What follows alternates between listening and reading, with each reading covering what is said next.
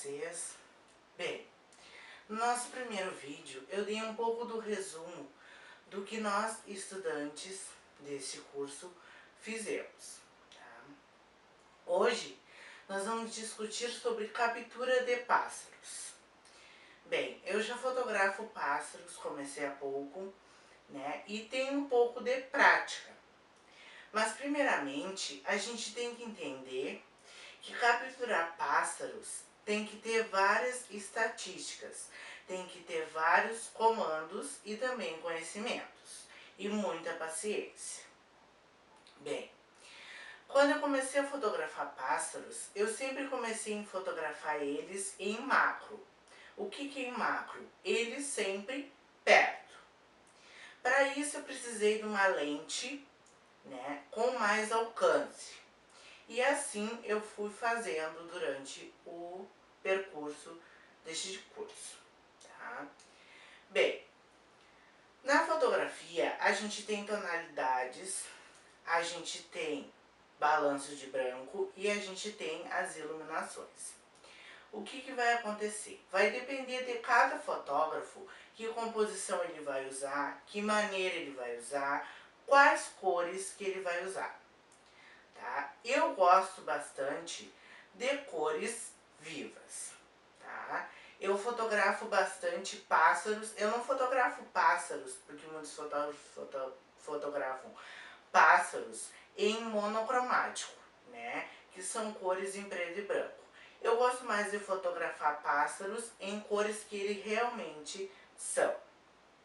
Por isso que ocorre esse processo de edição depois, certo? Bom, eu tô aqui para falar, né, sobre os desfoques, né, que ocorrem na captura dos pássaros. A gente tem dois tipos de desfoque, o desfoque de primeiro plano e o desfoque de segundo plano. O desfoque de primeiro plano, a gente vai atingir a primeira parte da imagem, a primeira textura. O que é a primeira textura? Vai dizer que eu vou fotografar um pássaro e tenha um galho atrás. Vamos dizer que eu quero deixar o pássaro, né, ele vai ficar dessocado e eu quero pegar só o galho, ou uma flor ou alguma coisa, entenderam?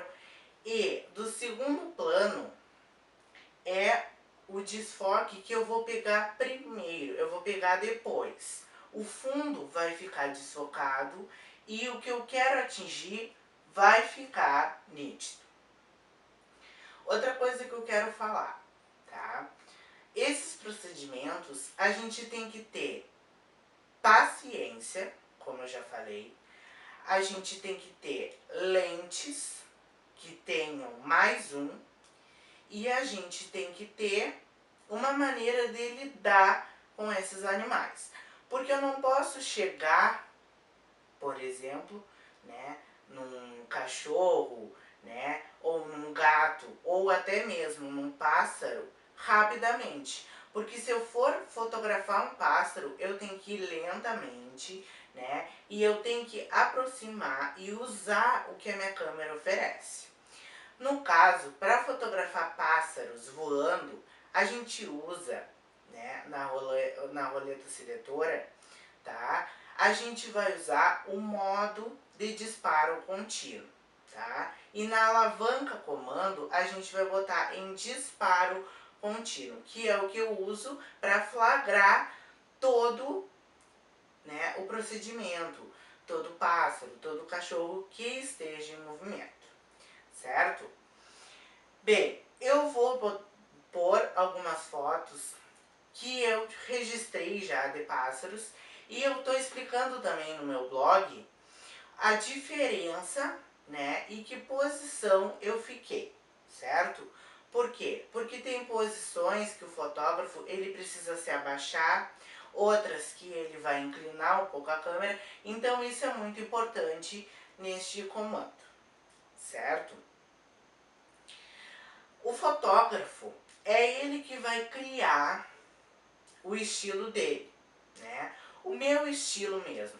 O que eu abranjo, né, a fotografar? Eu gosto de fotografar pássaros, Mas como que eu vou fotografar pássaros se eu não tenho uma qualidade, né, de imagem que vai ficar bastante nítido e que também não fique a imagem tremida? É por isso que a gente tem a chamada roleta comando e a alavanca comando. O que é isso? Roleta comando é o que a gente utiliza para o disparo contínuo de imagens rápidas por segundo, tá? Que é o que a gente usa, né, que dá um barulho consecutivo, tá? E a alavanca comando é o que a gente usa para comandar o disparo. Quando eu pressionar o botão disparador, o que vai ocorrer? Vai ocorrer o obturador. O obturador já está falando que ele vai obturar a imagem. E a câmera, ela precisa deste comando, certo? Ela precisa dessas configurações, porque senão ela não vai fazer uma boa imagem e a sua imagem vai ficar tremida. Outra coisa que eu gosto de falar quando eu comecei na fotografia, né, eu gostava muito de capturar, né, cachorros, né. Eu sempre capturei mais cachorros, por quê? Porque eu treinava, né, eu ainda treino, mas hoje eu treino pássaros, né, no ar, né, eu treino corridas de moto, né, às vezes tem aqui na minha cidade, em Lavras do Sul, tem corridas de moto. O que eu faço? Eu vou lá e treino o quanto eu posso, certo? Que mais?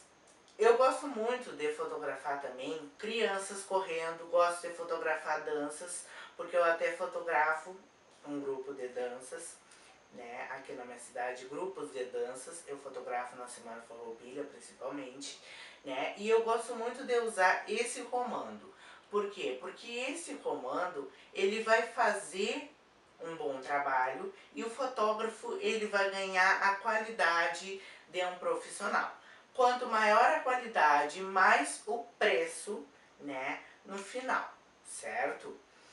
Como eu disse uma vez, né, um curso, ele vai te dar uma estrutura, né? Ele vai te dar estruturas para te montar a tua carreira, tá? Porque muita gente me fala assim, bah, tu fotografa porque tu, né, tu gosta, né, e porque tu fez o curso.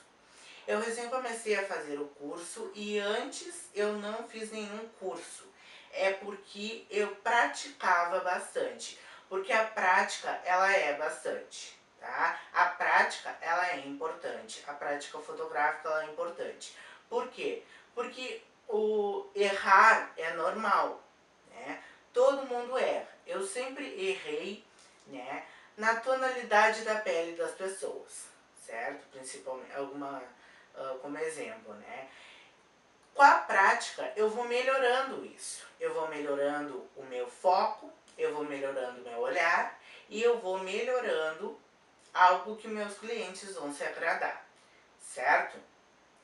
Bom, essa foi a videoaula de hoje, né? A videodica. E até mais. No próximo vídeo, eu vou falar um pouco sobre mais o disparo contínuo, que é o do movimento, né?